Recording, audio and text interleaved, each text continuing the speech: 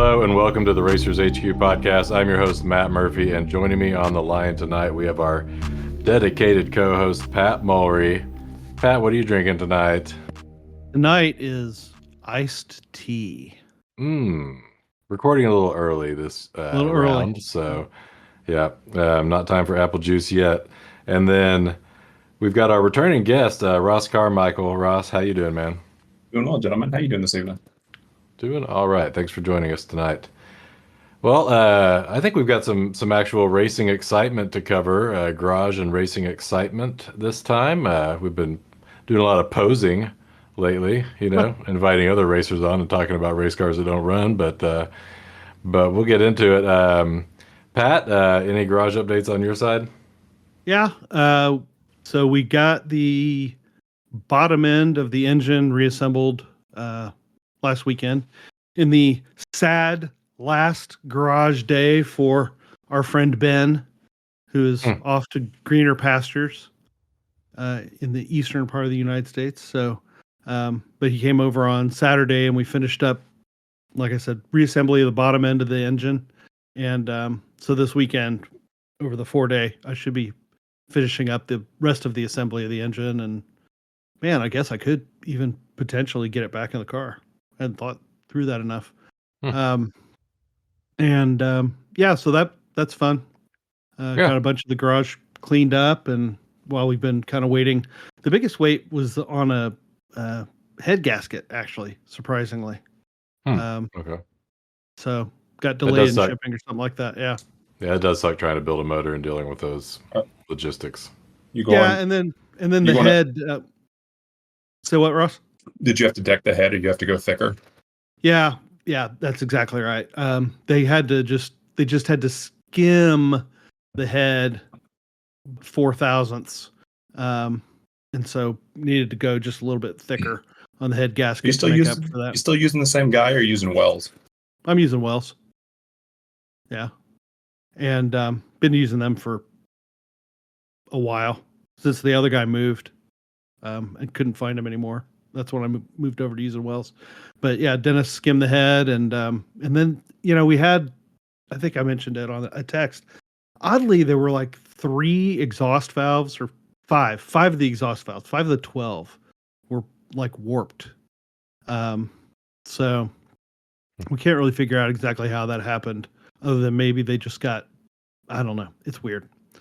So had to replace exhaust valves, and but otherwise, I think it looks good and ready to go. So hopefully get it all put back together this weekend. And like I said, I might even start getting it back into the car. Nice, man. Hopefully get ready for, I'm hoping for Road America. So, oh, wow. Which is okay. First weekend in October. So barring other unforeseen challenges, hopefully that'll be what happens for us. That's awesome, man. That's great progress. So yeah. And sad to see Ben getting out of here, man. You need to recruit another hand there. I've been talking about this for my garage. It's like, I need a hand. Yeah.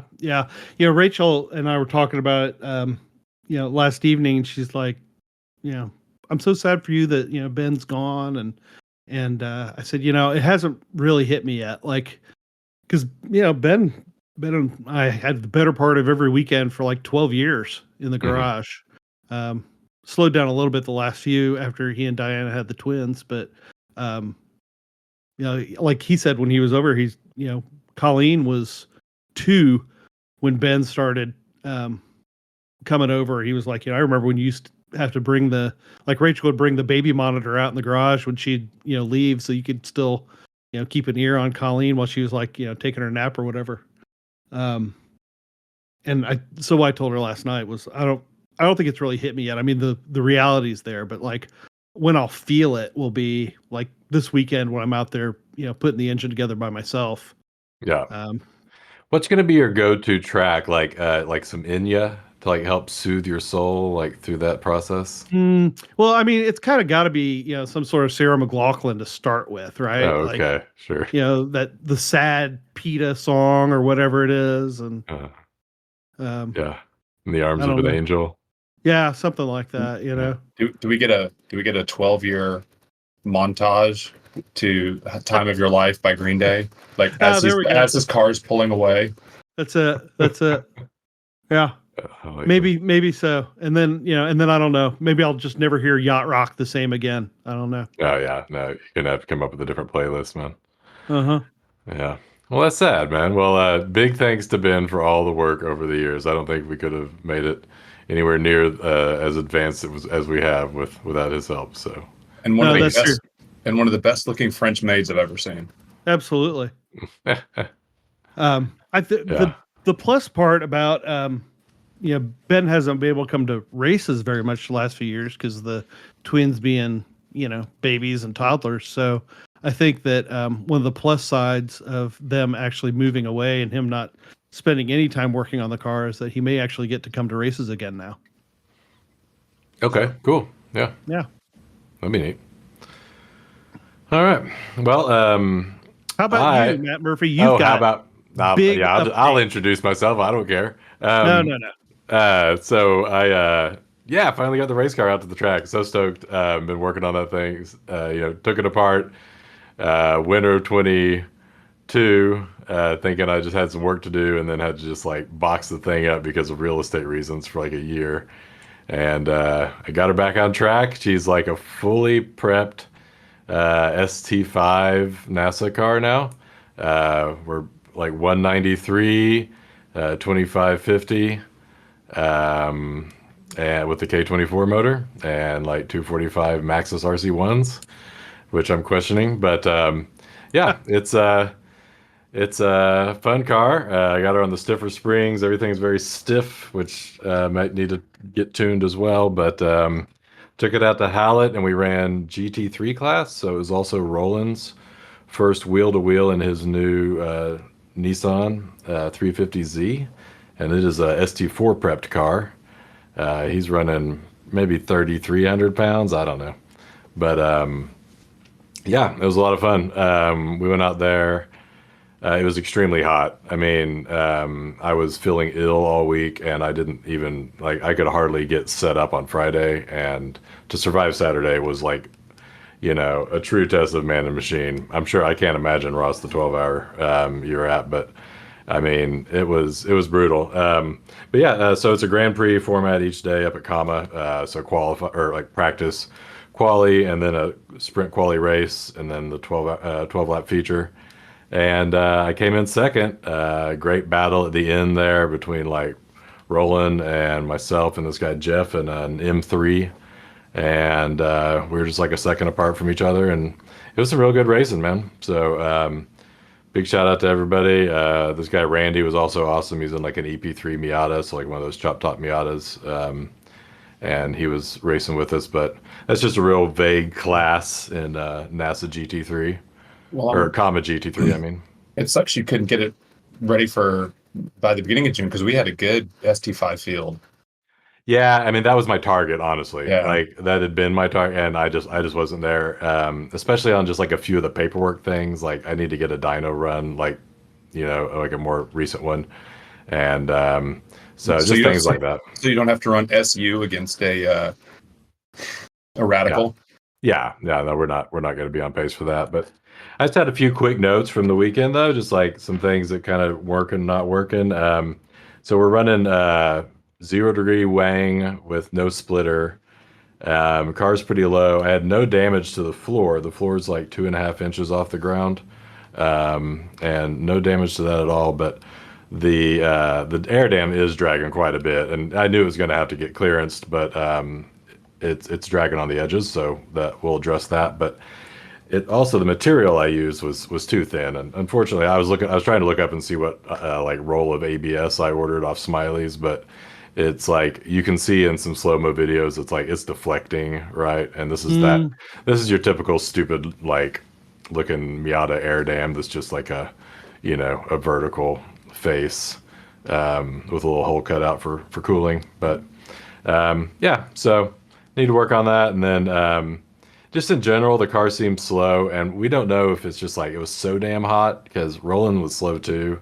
Like if we were pulling power, or if these tires just aren't as fast as we thought they were. Like we've been running, the Enduro 200 treadwears, and I'm just not that excited about this like mid-range Proxy Maxxis kind of slick. Like we were just having trouble getting pace out of it, and maybe we got to drive it different. We got to push it more. I was getting the car to move around a little bit, but there's still another couple seconds out there. It wasn't like instantaneous wins, that's for sure. Ross, do you have any thoughts on that? I mean, I know you run the Hoosiers, but like, Yeah, well, but I did a 3 hour enduro on the RE71Ss, and then my wife's yeah, car has RC1s on it, and I'll Mhm. take the 71s over the RC1s any day. That's what I'm Um, thinking, man. Yeah. yeah, I mean I've not been a fan of the RC1s unless you.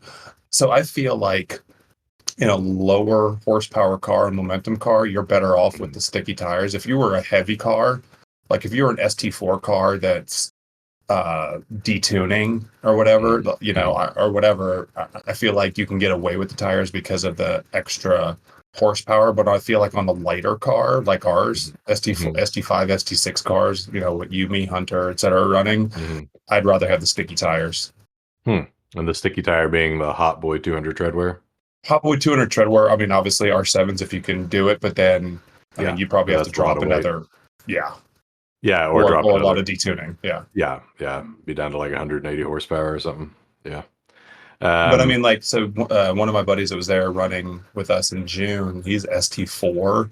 He's a S54 E36, and he detuned from like 290 wheel or like close to 290 wheel on RRs to like 260 wheel on R7s and was faster.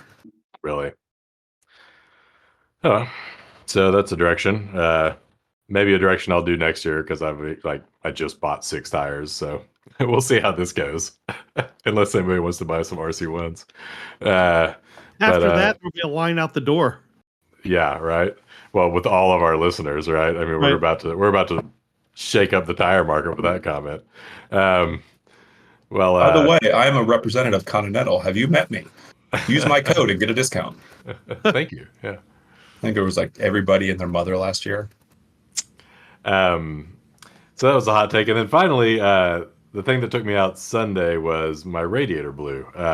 So on the last lap of the last race, we I saw some like spiked temperatures. It was like 250 for a second, and then luckily I brought her in.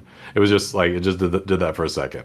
I've got like the NASCAR style like blow off tube on the windshield. Nothing, saw nothing there. Yeah. Well, come to find out, I blow my radiator. So I go to get the car going like on Sunday morning, and it's just like spewing.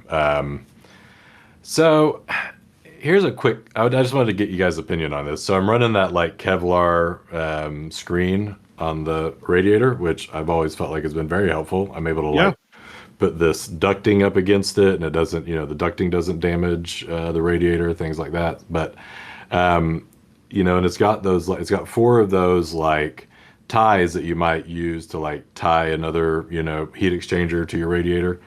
And I noticed that the leak was coming from where one of those ties was. Mm. And, I wasn't able to inspect it more, but I wonder, I mean, how it was rough as hell, man. And like, especially with like the new hard springs and everything. And I was getting really beat up. The car was getting beat up. I wonder just like after 7 years of that kind of abuse, like, do you think those ties could wear through a radiator? I mean, it seems like they'd be designed not to.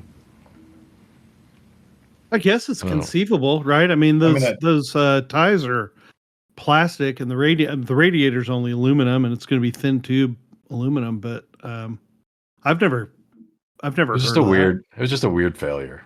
Yeah. So anyway, ordered a replacement and another one. Yeah, So I I'll mean, I have a guess spare next time. in terms of securing that Nomex honeycomb to the front of the radiator, you could just like use safety wire around the tanks on the end, Yeah. and then you won't have to worry about it rubbing. The safety wire will be so thin, and that stuff's not really going anywhere once it's in place. Yeah. Yeah, I might try to bypass those next time. So anyway, just a thought, but that sucked because it took me out Sunday. But Yeah. big shout out to Roland. Roland ended up winning Sunday too. Yeah, not the biggest field, but GT3 is fun. You have all the NASCAR cars out there too, or ARCA cars. That's what they are. They're like yeah, giant, stupid V8, NASCAR looking things battling with you, and they're doing like And 7 seconds faster. So they're just they're lapping Parking you it in in the the corner. main. Yeah. are those Oh yeah, and, GT and ones or totally something? causing Yeah. totally causing chaos when it's either raining or it's the first corner because they just like Ross says they just park it and like Roland was brake checking me into four just because he couldn't deal with these other guys, right? Or they couldn't deal with themselves. That's more the problem. But anyway, so it's just a lot of fun. Um, but let's move on from that. I think we've got some insightful news from our buddy Ross Carmichael. So, uh, Ross, you went to a race this weekend. I've seen some coverage from some other buddies as well that were there. That looks like a really cool event. But maybe if you could tell us a little bit about what you've been up to, and then you had some exciting experiences while you were there. Sure. So yeah, I had the opportunity. Got asked to co-drive WRL Charlotte. It's not a typical WRL format, so it was a 1 day 12 hour. So instead of 8 and 8, it was 4 hours of practice on Friday and qualifying, and then a 12 hour 10 a.m. to 10 p.m., which was really cool because we were going to be finishing under the lights on the NASCAR track. So first time there, got a lot of hours in on the sim, which obviously always helps a ton. Getting to know the track. So got there Thursday night.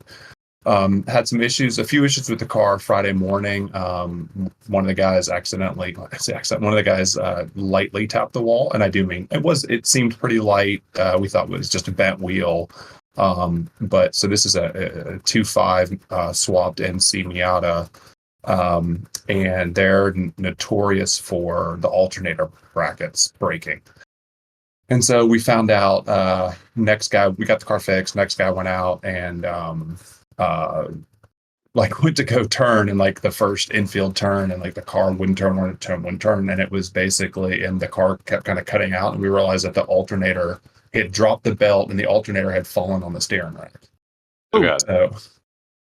So we brought that back in, welded the bracket back together, put everything back together, got the car up and running, and we're able to run the rest of the day on Friday, which was great. Crazy tricky track.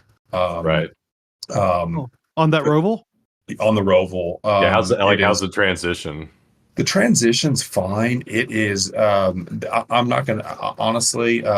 Most of my time has been spent around driving tracks around Texas, but then NOLA, Hallett, even Barber. This was kind of one of my. I've never been to Watkins. I've never been to Sebring. I'd like to go to both. I just haven't yet. Have yet to go to Ozarks. So this is kind of my first experience with being on a track with walls like right there. Yeah, right. Like there's no room for error. So as a matter of fact, there was one car that got written off in practice on Friday, like first session. Got to practice like I said, all day Friday.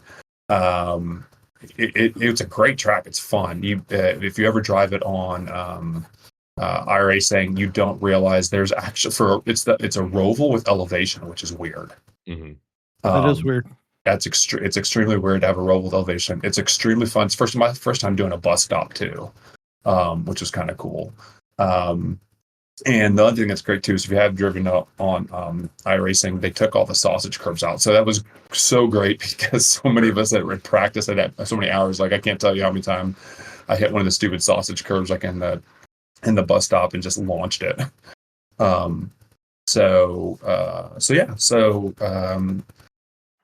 We started the race Friday, like I said, 10 a.m. We were in second place and we're making a push for first when we had a bit of an issue with the car. Yeah. So I was the third driver. The car had been running great all morning. I got in it. Started my Ross, session. just, before you get into that, does WRL have a max drive time? Like, was it 4 hours? 2 hours. 2 hours. It was 3 hours consecutively. Okay. So there's no daily limit, but you cannot drive more than 3 hours consecutively. There might have been a daily limit. I don't honestly. I don't know about that. I just know we had looked at it. We couldn't do more than 3 hours consecutive, which kind of sucked actually for us because when we got there, we realized that our fuel burn rate was actually much lower than we thought it was going to be. Oddly enough, it was much lower around there than it is around Crescent or ECR or any of that because just because you're in a higher gear, like you get on the banking. I mean, literally, we figured out. So the car, it's a 2.5 NC, but it's got a ZF8 out of the BMW, so 8-speed automatic, paddle shifted, I mean, literally, we determined unless you got stuck in traffic, you could drive the entire track in fifth and sixth. I mean, it's a high. I mean, there's really no. That's the one thing that was weird too. There's really no low. There's no carousel turns. There's nothing like no braking zones like a turn 2 at Hallett or an 11 at Coda. There's everything is flowing and pretty high speed. And so we realized we could have gone 1 hour and 45, almost 2 hours on a tank, especially if we'd gotten some code 35s, which we did. But we wouldn't have been able to do 2 stints back to back because we would have had to come in the pit anyway to switch drivers out. Yeah. So you get in after about 4 hours on track? Yeah, I will also say that's my first race again. It's my first WRL race. I've done a lot of NASA and obviously done Lemons in the past and some Chump. It's my first. The Flagtronics was interesting. It's my first race having the Flagtronics. That's kind of a cool thing.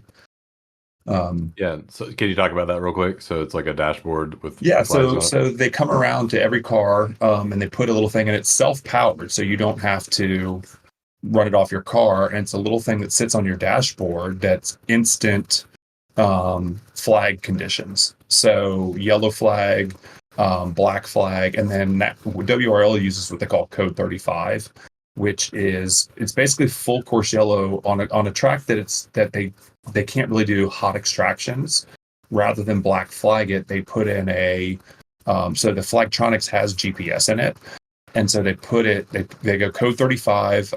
You have depending on the track, 5 to 8 seconds to go from whatever speed you're at down to 35 miles an hour. And then they track you, and you have to keep it at 35 miles an hour, which is the pit speed limit too. And if you go over, you get penalized. And oddly enough, if you go too far under, you get penalized. So it's very similar to your time delta using virtual safety car. It's essentially a virtual safety car. So that was interesting because it just gives you, again, it's a learning experience of something else to try to look at. And we had, again, same thing. My car's still very analog. So we had an AIM steering wheel. So learning all that stuff as far as it had a pit speed limiter and, they're asking you in the middle of the race, hey, what's our fuel burn rate and what's temperature and all those things. So it was fun. It was definitely a learning experience. That's awesome. So with the code 35 on that, is that like just for a sector rather than they'll use it for the full track. So when it goes code 35, it's the full track. Okay. You're limited to 35 miles an hour. And again, same thing. This was interesting is, they had to make exceptions because, some of those cars, like we weren't allowed to run the apron on the NASCAR part, the NASCAR oval. We weren't allowed to go below our track limits or the apron. You could have two tires over the apron, but not 4. And so we had to do that because the cars needed to come down off the apron for oil purposes, because sitting up on the banking. So for oil and cooling purposes, they allowed us to come down off the apron or onto the apron. When you were under code 35, that makes sense. Yeah. Also, it's the shortest distance around. So. Yeah. Nice. So you're in the car. You guys are doing well. So I started my stint. I got in about I got about a little after 11 a.m. That's right. I'm trying to think. No, I'm sorry. I got in a little bit around noon. So we had, because of some code 35 and stuff, we'd actually done some early pit stops. So I got in a little bit after noon, took off from the pits, and the car was stuttering, almost like it was fuel starving. and it did it for like the first lap was pretty bad. Second lap, it got a little better, and I was about to pit in, and all of a sudden it just cleared up. And so I did like 30 laps, and then we had a code 35. So I came in, did a splash of fuel, went back out. Car was running great. Did another 30-ish laps. Then there was a black flag for a car tagging the wall. So we came in for that. It was about a 5-minute stop. Started the car, turned the car off, turned the car back on, started driving again, did like another probably 15 laps, and it started doing the fuel, what seemed like I thought was fuel starve again. And because we'd had the issue with the alternator the day before, like I checked charging, I checked the voltage. I'm like, no, it's running at 13.7. There's no codes or anything being thrown on the dash. And so I go like maybe 2 laps, and it's only doing it on a few turns. And this is, now when you're looking back, like I had been behind one of the, I think it was the Stratus cars, which they're running like race fuel, right? They're like running 98. Yep. And I thought I smelled a little fuel, but I'm like, okay, we're at low speed. They just refueled, whatever. You kind of always chalk that up. It can't be your car, right? Yeah. Right. My car's fine.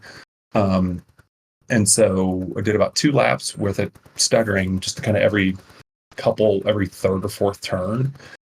And then on the next lap, I went through the bus stop and it sputtered really badly, and then came back out of the bus stop and went all the way around NASCAR 3 coming into NASCAR 4 on the banking, and it's just sputtering the whole time, like just bucking and bucking and bucking. And so I called the guys on the radio. I'm like, hey guys, I'm just going to bring it in. It's not running right. And we thought it was just going to be the alternator, right? We thought it was going to be, hey, the alternator cable came loose again or something, and we'll put it back on. So I come down off the banking, and come into the pits, and I hit the pit speed limiter sign. So I slow down to 35, and I got maybe a car length past the speed limit, and all of a sudden saw flames out of the Oh no. windshield. That's not supposed to be there. That's not supposed to be there. And so I, actually yelled on the radio, because I already have my finger on the radio button. I just yelled like fire, fire, and stopped the car, killed the ignition. And as soon as I did, basically just whoosh. I mean, you can kind of see it through the video. I mean, it was, from what people told me outside the car, it was like 5-6 feet up in the air. Like came out the hood vents all around the side. So it was definitely not just a little small something catching on fire. I mean, it was a big, essentially what we think is that the fuel rails on one side, the exhaust is on the other. As I was driving, the wind was blowing the fuel back behind, away from the exhaust. And as soon as I hit that pit speed limit and I slowed down, all of a sudden it started dripping or atomizing into the engine. It just finally caught. Wow, dude. So, all right. So you're luckily, I mean, at least you're pulling into the pits, right? So you're not like, this isn't the whole like slow down from 100. No, thank God. Your car's on fire. Yeah. Was this your first fire you've had to deal with? Yeah, first fire. So, it's funny. You sit back, like I was telling Pat this. It goes so quickly. I would love to say I could remember every detail. I do know I feel like I was telling Pat, like I feel like I did most everything right. Like I made sure, since this was not my car, like I made sure to do a practice escape before I drove it, which was huge, because I'm sitting down, or so either people watching the recording, if you're watching the video, I'm sitting down, and if you're just listening on audio, I'm 6'9" and I'm in a Miata, so there's not a whole lot of room to get out. Yeah. So I wanted to make sure I'd practiced that. I killed the ignition, which was good because that stopped the fuel supply. I will say, learning experience. I reached for the fire pole, but I reached for it where it is in my car. Oof. Yeah. And it wasn't there. And where it was located was actually, because I am so tall, it was out of my line of sight. So I actually had to look around for a second to find the fire pole. Pulled that, and that basically already had the So window net down. where was it located in that car? It is on the transmission tunnel Yeah, on the passenger side. gotcha. So and so this was again learning experience. Yeah. 100%, I would recommend if you drive somebody else's car, especially in a race environment, spend 5 minutes learning where everything is. Mm-hmm. Like I said, the ignition and kill switch were easy to see; they were right in front of me. But the fire, I had never paid attention to where the fire pole was.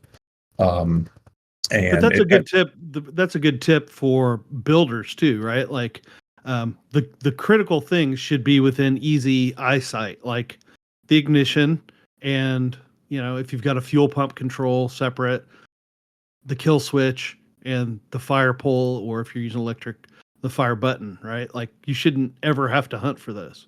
yeah, like in hindsight, like if I were to drive that car again and I would say like, hey, is there a way we can move the fire pole? Like I would say move it to where instead of being on the transmission tunnel, like basically maybe still have it on the transmission tunnel, but up to where the switch panel is, and have Yeah. it be in line with those other things. Yeah. Yeah. Because I mean, like I said, that's where it is. In my car, it's on the switch panel, so I have everything. I have the ignition. I have a secondary kill switch, and I have the fire pole all. Yeah. And then there's a secondary kill switch externally for workers, plus a secondary fire pole. Yeah. Um, but yeah, I mean, luckily, like I said, I wish I remember the name of the team. I would have thanked all the guys, but so I didn't make it. We were only like the 5th pit stall, but I only made it to like the 3rd pit stall where I stopped, and the guys from that crew jumped over the wall with their fire bottle and immediately went to work. And one of them, I was like halfway out of the car, and one of them just grabbed me and like pulled me. Okay. So super, that's the one thing obviously I love about racing is just the camaraderie and everybody willing to help everybody. I mean, they didn't even hesitate to jump over that wall and come out with fire bottles and help me get out of that car. So, Well, that's just good karma paying off there, Ross.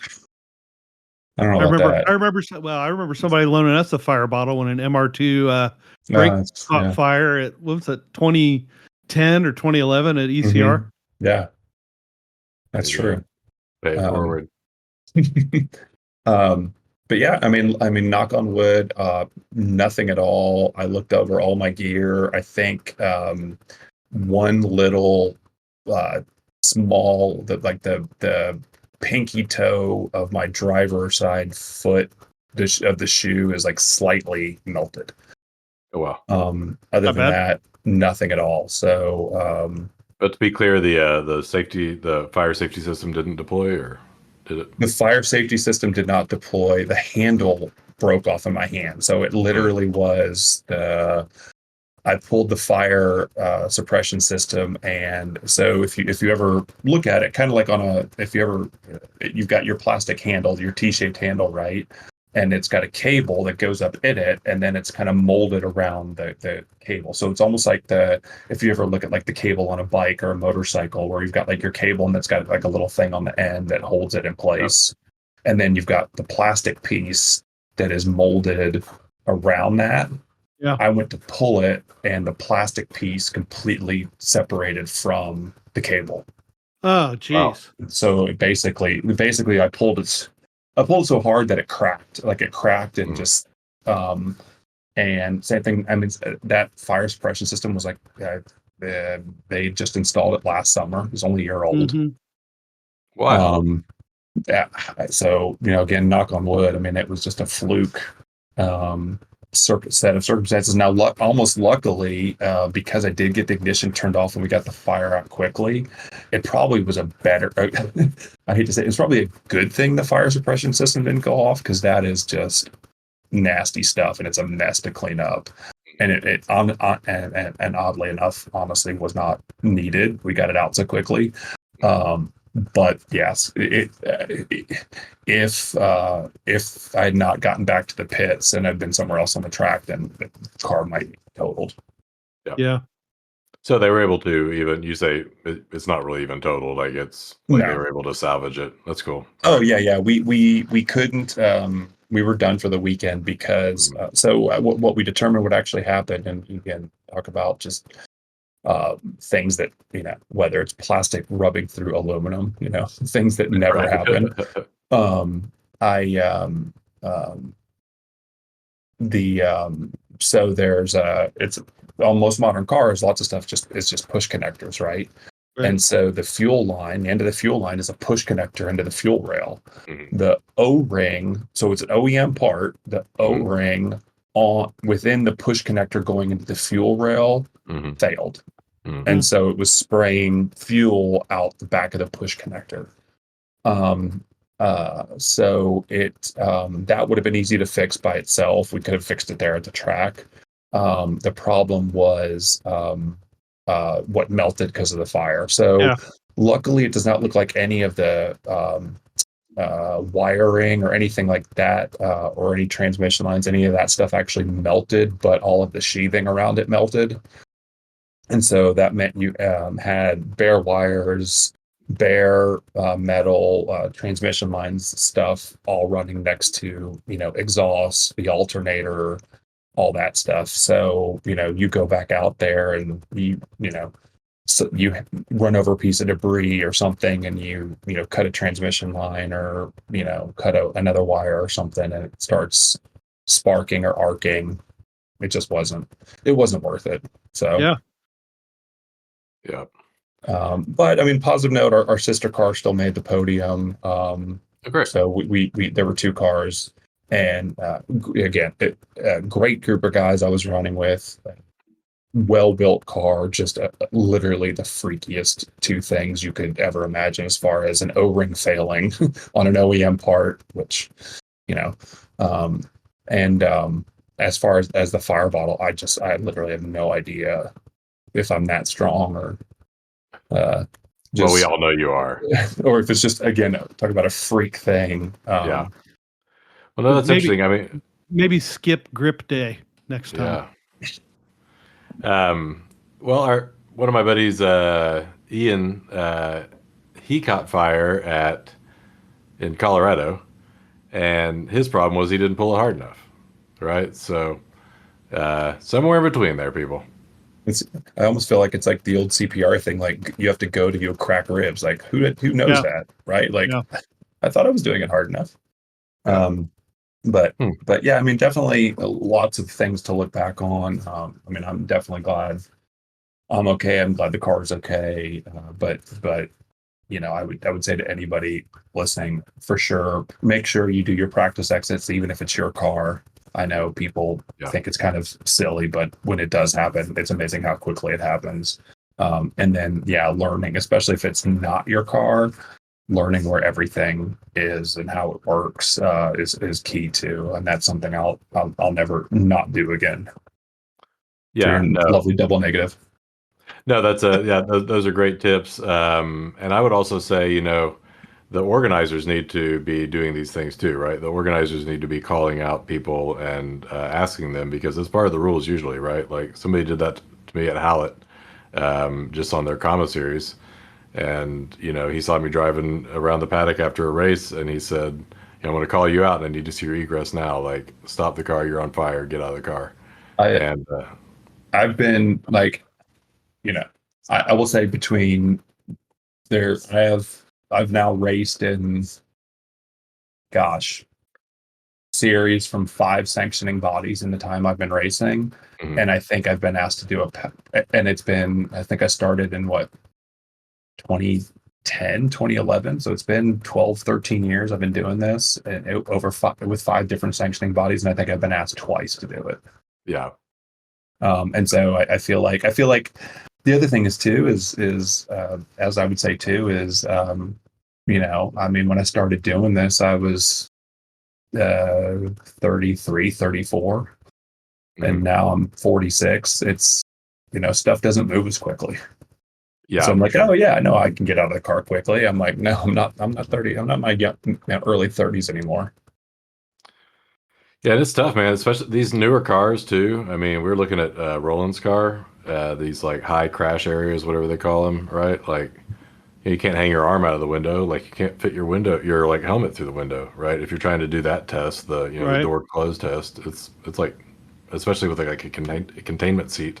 Right. So yeah, that can get scary. But yeah, When I would, make sure you have a process too. You talked about turning off the ignition. Like work through those steps, right? It's not just, oh crap, the car's on fire. Let me get out of the car as fast as possible. It can't be chaotic. Like you need to have the steps. Like like calm down, hang your steering wheel. Have the ignition off, pull the fire system. yeah, I did. If I remember correctly, I yelled on the radio because my finger was already on the button. And Sure. like it was on the left hand side, so I'm like yelling fire, fire. My right hand, I kill the ignition, and then my right hand goes straight to my belt. I undid my belt, then went to grab the fire suppression system. It ripped off of my hand, and then I did window net and started getting that. So in hindsight, like I said, if it was my car, I may or may not have done the steering wheel. I Yeah. didn't do the steering wheel on this one. I was like, I'm getting the F out of here. Sure. Um, and like I said, I got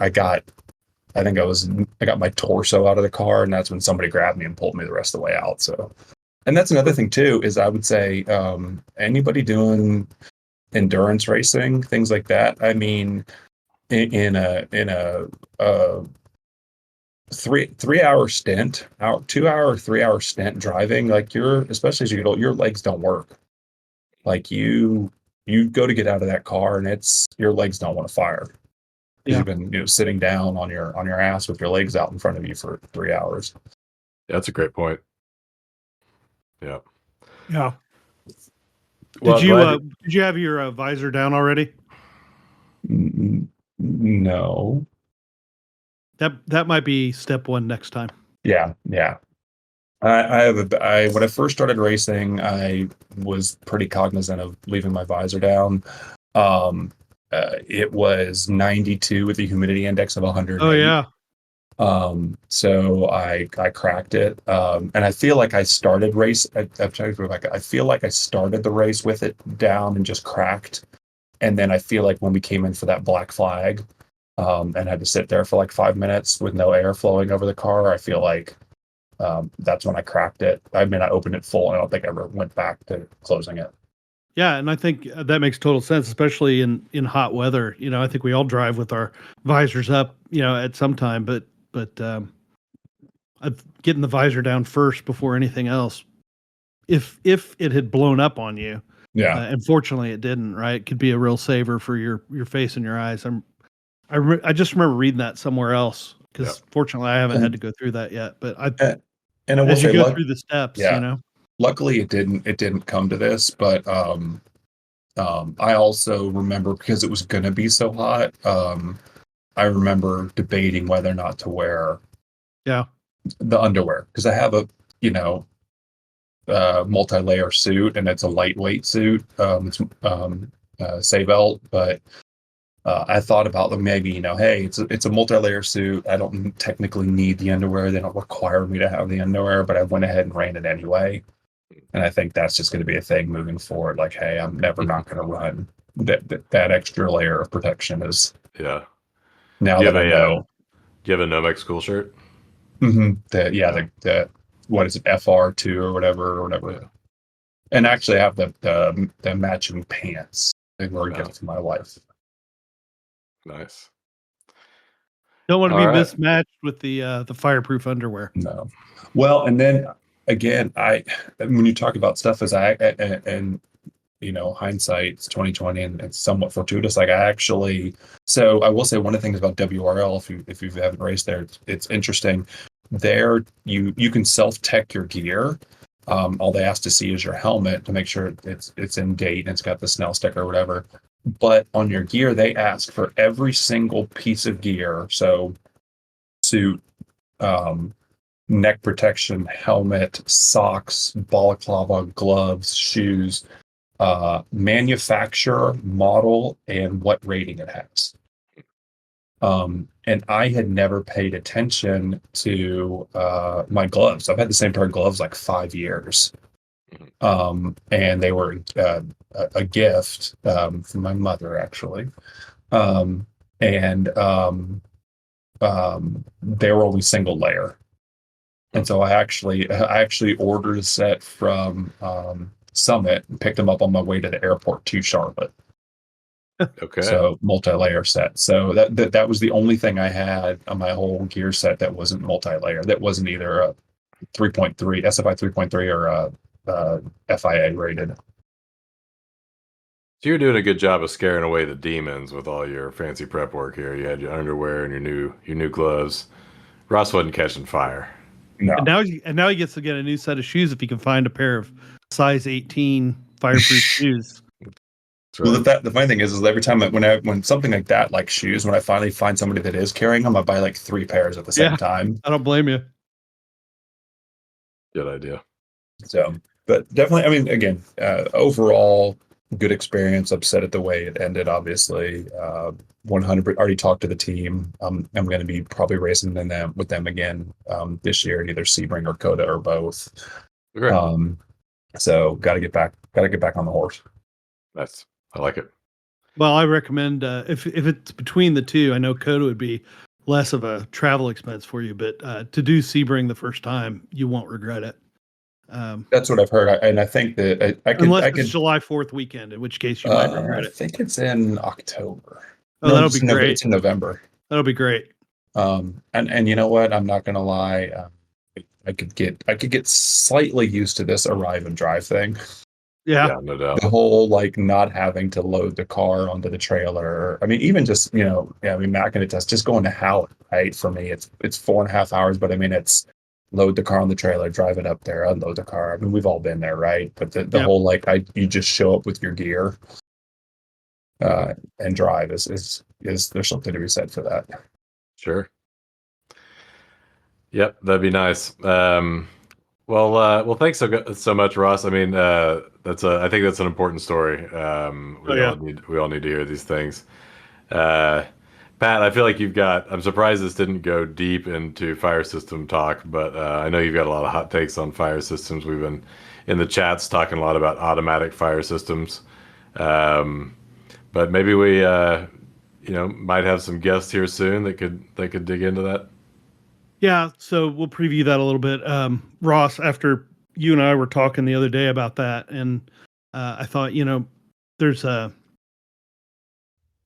dearth of information, of real information out in the public about fire suppression systems and how to install them properly and what's the best and what do you need and all of that. And I think, certainly as we mature more in the sport and as the sport matures more, right? Because I mean, heck, I don't think it's less than 10 years ago that fire systems weren't required at nearly any level of amateur racing. Mm-hmm. So, it's an expanding field for that reason. And I think we're going to try and get on here in the next couple weeks, manufacturer's rep for one of the systems to kind of talk through the pluses and minuses maybe of certain systems and installation and how to do it. So here's one interesting thing that may or may not come in that. I'll just mention it. I had been laboring under a misperception from some other things that I'd read that AFFF and Novec fire suppression fluids were both going to cease being manufactured because I'd read that mostly about actual fire suppression stuff, like firefighter stuff, Mm-hmm. and not for cars. It turns out that's not true. It is true at a massive scale. You're not going to have it in fire truck tanks anymore, but for the purposes of fire suppression systems in race cars, there's like 5 different manufacturers of Novec now that it's out of patent. And the AFFF stuff is all going to keep going. And this guy told me that, or was that Roland that mentioned it about no, I don't remember. Yeah. Anyway, the AFFF tends to cling more, and the Novec, because it's a gas, you have more of a chance of reignition. So I will say Right. the other thing is that I talked to the team owner about too. So like in my car, and I may change this out too, is I have obviously I have the fire suppression system. It's required, Right. but I also have a fire bottle between me and the passenger seat that I can grab Yeah. if something happens. Um, uh, Same. I seriously need to look at, or I've been looking at, not the past couple of days, the element, the fire sticks. Yeah, I've got one of those. Because one thing that surprised the heck out of me was like when the other team came over. I mean, a fire extinguisher, they emptied that whole thing out in like 10 seconds. Yeah. And so I like the idea of having something that maybe doesn't have the breadth of spray, but lasts longer than 10 seconds. Yeah. Yeah, So what I've does got one of that? those elements in Miku on the lower So door bar. so is that like an automated system where it starts to burn and it puts things out, or how does it work? No, it's like a road flare, except the opposite. You take the Mhm. cap off and you strike it, and it just starts spewing and some chemical that Hmm. is a fire suppressant. And, But and yeah, it lasts like a minute. yeah. Okay. Huh.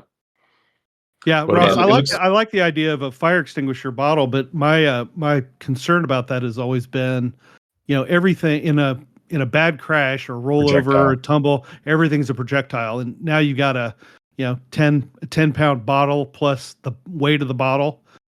If that thing comes loose, I mean that could kill somebody in a Yeah, car. that's what I'm thinking about replacing mine with the stick.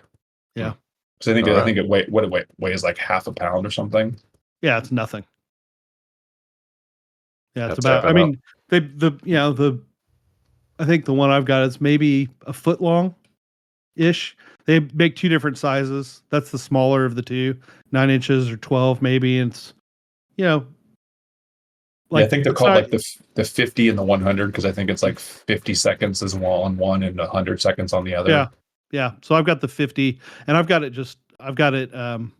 It comes with a mounting bracket and some worm clamps, and so I've just got it clamped to the lower outside of the door bar because I figured if you're getting out of the car, Mhm. that's where you're going. If you've got the door open, it's right there. So if you can use it, that'd be the place to be able to grab it, right? Smart. I I try. like it. All right, guys. Well, I think we done did a podcast. Ross, any shout outs before we get out of here? Uh, yeah, shout out to WRL for a really well run event. Charlotte Motor Speedway was a great facility. Shout out to the guys I ran with. And then on top of that, I'll always give a shout out to Texas Track Works because they're my boys. But All right. Pat, how about yourself? I'm going to give a shout out to my fellow Americans here on July 4th Eve when we're recording this. I hope everyone has a wonderful, happy July 4th holiday weekend. Everyone gets through it without blowing off their fingers or going to jail, and um, just Yeah. glad to be an American. Thanks.